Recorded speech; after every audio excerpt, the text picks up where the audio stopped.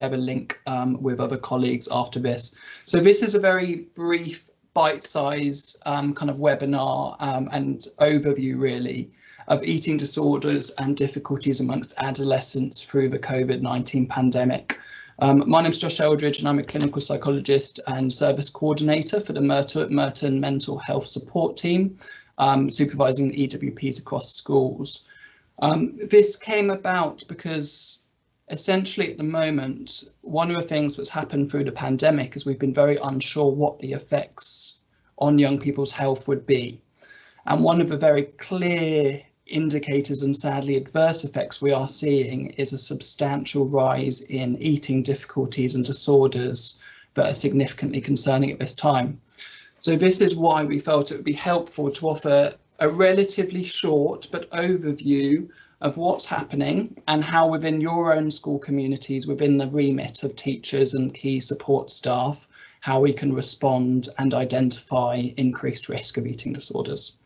So I'm going to give a brief introduction today to eating disorders in the current context within secondary schools, helpful signs for identifying possible eating disorders, ideas for responding to identified concerns, and recommendations and key resources.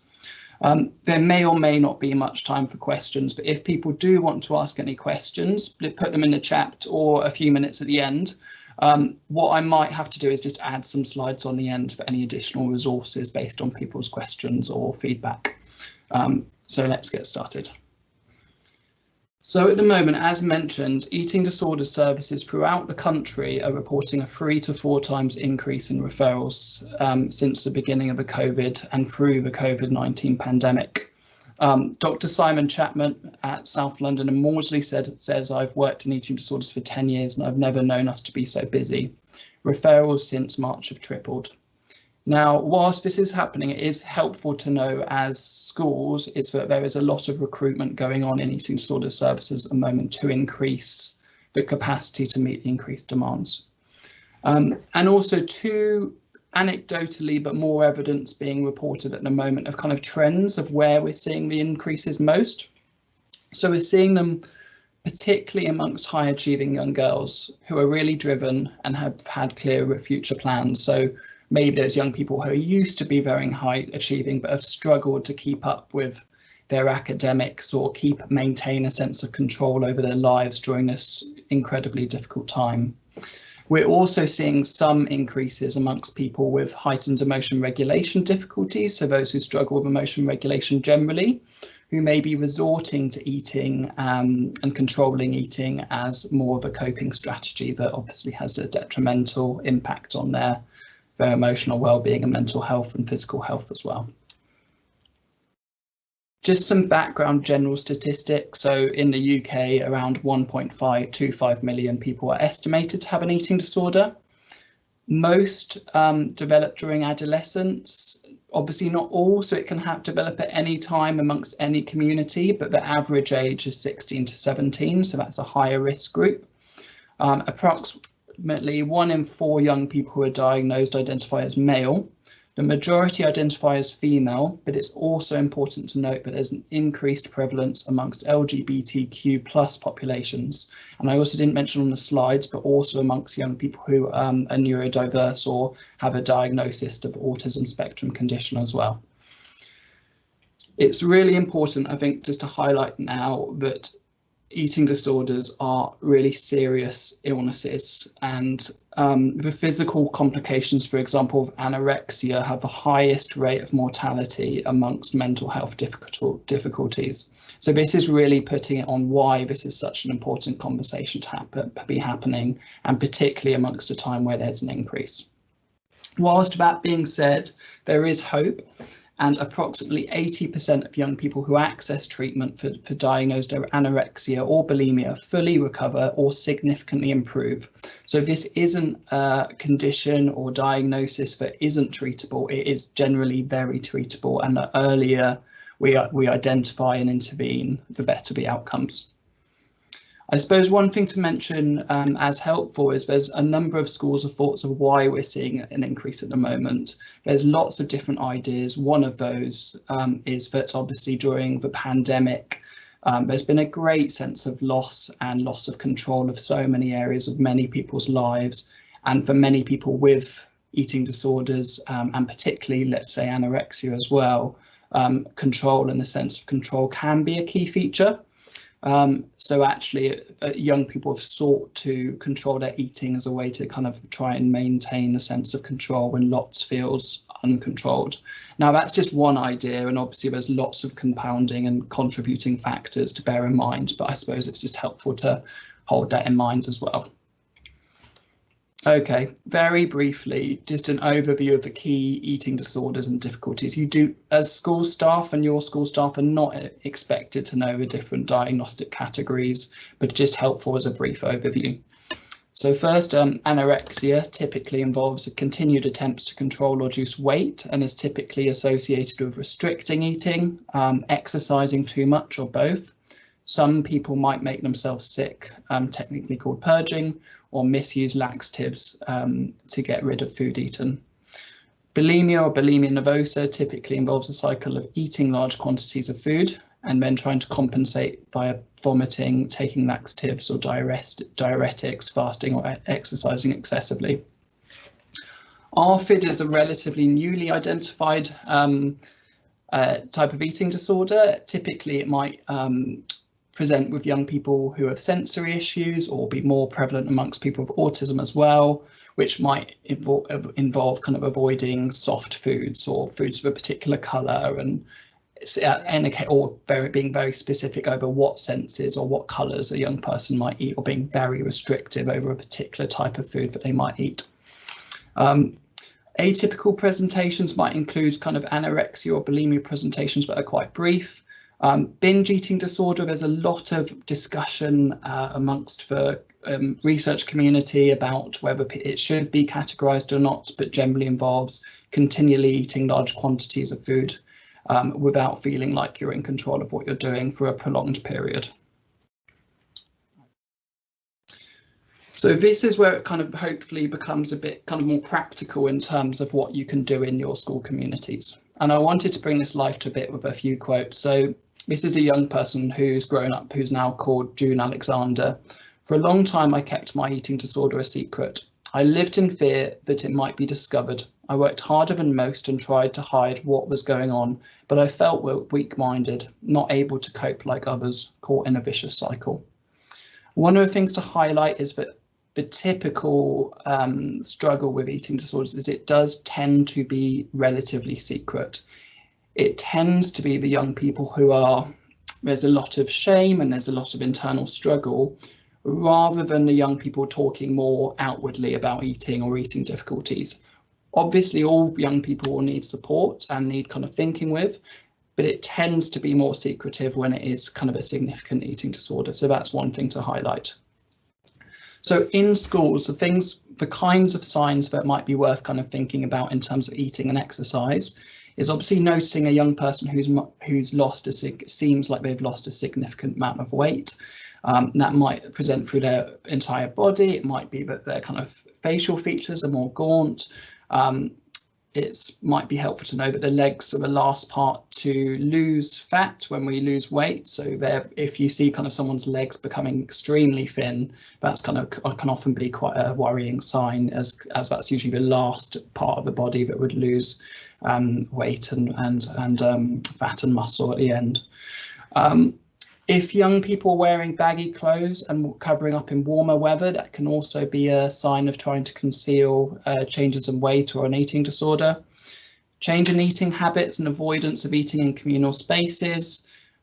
So that might also be that young people are talking about suddenly trying a new fad diet or cutting food groups or turning vegetarian or vegan, because some young people might use this as a cover or a kind of reason to justify reduced intake rather than the other way around. Always having a reason for why they aren't eating. I had a big breakfast, I ate lunch at break instead, or I'm not hungry. Might be something that you continually see or that friends continually hear.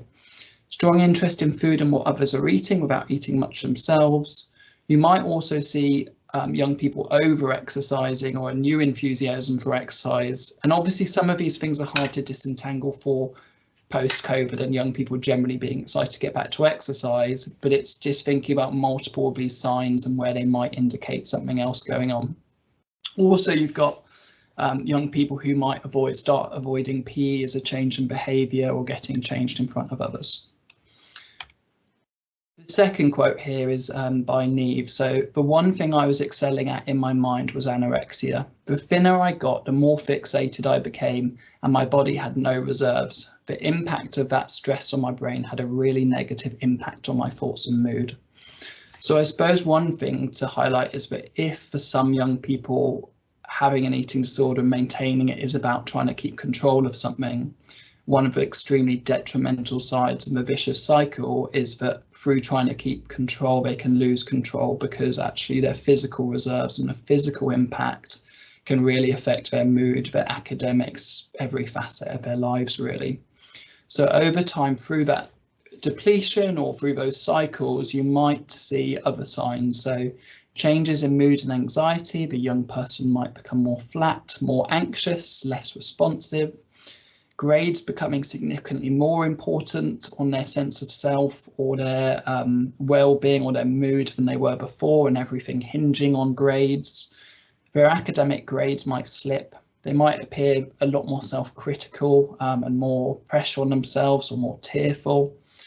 Their social circle might change, or they might withdraw or start isolating themselves, and they might appear fatigued and tired much of the time with lower self-esteem, and you might hear them saying more self-defeating and self-critical comments. So I suppose we're talking about noticing and thinking about both sets of signs around the physical, the exercise, and the other signs in terms of mood and presentation at school as well. So our thoughts and recommendations for what to do is, if school staff or key staff in the school are noticing some of these signs, firstly, to start having a conversation amongst yourselves and your communities and build a picture of this child. Has anyone else noticed any concerns? And is there anyone who can keep an eye out?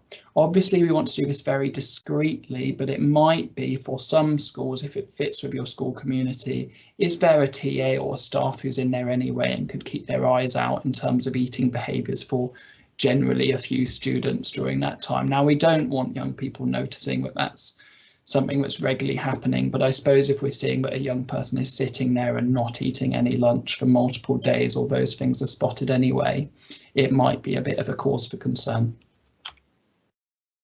So when we notice that there's a few of any of those earlier signs, really, there is room to approach that young person and start a conversation, and that can be for a trusted person. And whoever that person is not expected to be an expert, just someone who knows that young person is worried. And people who've had eating disorders or have eating disorders say that usually they're glad that someone has noticed that they're struggling, and if they're approached sensitively, and that they value being approached privately in a confidential space by someone that they know, have trust in, and may feel able to open up to. Now, this is there for future reference, but this is some general pointers or ideas about how the conversation might look. Generally, it's useful to kind of open up the conversation broadly, and certainly not focus where possible on specific eating behaviours or observations around that with the young person themselves, because for the young person, it's not about the eating, it's about what's happening behind it so often. It's about the emotional struggle and how they're feeling about themselves and their situation, and potentially they're kind of grasping to maintain some sense of control. So a staff member might open up a conversation by saying, you know, it really has been a tough time for so many people recently. How have you been finding it? How have you been finding getting back to school and lockdown and keeping up with schoolwork and all those other things? And then moving on from that, the staff member might want to notice, you know, you seemed a bit fed up today. You seemed a bit tired today. How have you been doing at the moment? What has been going well or okay, and what's been going less well?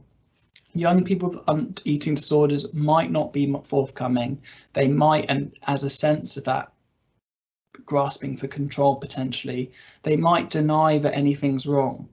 And that sadly is potentially quite likely. but we're giving an opportunity there, and we might also, if there are those niggling concerns, that staff member could offer a follow-up conversation in 2 weeks or a week, and note that in their diary to follow up with about when they have a follow-up conversation with the same kind of format. Now, if there are eating concerns, it's our advice that it is certainly helpful to have a conversation with the parents. And that is because, as discussed earlier, eating disorders are so much better treated when they're identified earlier, when there's kind of shared concern by the school and the parent, and that action can be taken before too long, and when the young person might not be in a stage where they've identified it fully themselves, but intervention's likely to be helpful with the whole family. So it might be worth in that conversation saying something like that you would want to check in with parents about how they're doing too. When you've noted a possible issue of eating, as discussed, it might be worth having some check-ins via a trusted person with a child at school, and then, as mentioned, discuss and check in with a parent what has been observed at school, and specifically with eating or exercise, as well as other concerns around mood or academics. If clear eating difficulties are noted, our recommendation is that you should recommend to the parents that they book a GP appointment, essentially, as a first point of call. This is because the GP appointment can do physical health checks. They will measure kind of the heart rate, sitting, standing in different circumstances, and all that information is really helpful for considering whether they are physically depleted and at what level of support or intervention they might need. Educational professionals can make a direct referral to eating disorder services. It might be, in most cases, it's a recommendation for the family to go to the GP, but I suppose it's helpful for schools to know that if they need to or that they can refer directly to eating disorder services. If consent's refused, you can always contact myself as the service coordinator for the mental health support teams, or your local CAMHS for advice, and there's also a few links at the end. Okay, so a few links. The first one is Beat Eating Disorders, who are a fantastic charity. They have helplines for professionals, parents, and also students and young people. Often they are a first point of call for young people reaching out for support or starting to recognise that things are slipping or they are struggling. So that is a first point of call, and there's lots of wonderful resources on their website. The next one is a book which can be helpful for young people or parents or siblings or staff rooms. If you don't know about it already, the Reading Well series is a website of books for young people's mental health broken down by category, and all of the books on that website are recommended by both young people and professionals. So this is one book called Can I Tell You About Eating Disorders, which talks through some different eating disorders. I have to also unashamedly admit that there is a personal connection with this, such that my wife wrote this book, so I recommend it with her voice in my head as well. The final resource is Healthy London Partnership Guidance for Educational Professionals. So there's a 2-page, very short, very clear poster, which would be great for any kind of staff rooms around kind of signs of eating disorders, the phone numbers for all the eating disorder services across the boroughs in London, and is generally a helpful kind of quick stop resource, as well as hopefully this presentation for where to go. So some take-home messages. So do act quickly if you suspect a possible eating disorder, share information amongst yourselves, and get in contact with a parent as soon as possible, because the earlier someone gets treatment, the much more likely they are to have better outcomes. You're not expected to be experts. If you notice or hear concerns, and share concerns with others, including yourselves and also parents. So there is, I think, a bit of space for some questions, or you can put them in a chat box. So I will stop the presentation here, but I'll add on any responses to questions at this point. But I'll just turn the recording off for now.